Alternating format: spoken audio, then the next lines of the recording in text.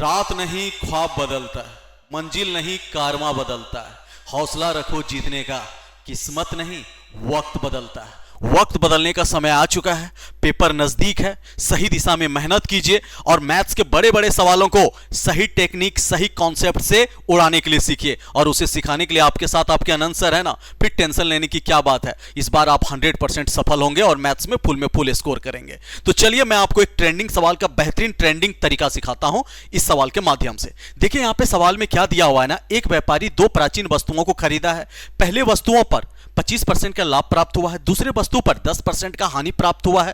पहले वस्तु का क्रय मूल्य दूसरे वस्तु के क्रय मूल्य से 60% अधिक है। यदि दोनों वस्तुओं का कुल लाभ 225 रुपया था तो बताओ प्रत्येक वस्तुओं का क्रय मूल्य आपसे पूछा है, दोनों वस्तुओं का सीपी पूछा। आप बोले सर इस तरह के सवाल के लिए जो है ना कुछ डेटा बहुत फालतू दिया, ये डेटा का कोई यूज नहीं। हम बोले हाँ बिल्कुल कोई यूज नहीं। मुझे एक छोटी सी बात बताइए, सीपी का वैल्यू पूछा है ना, बोला हाँ।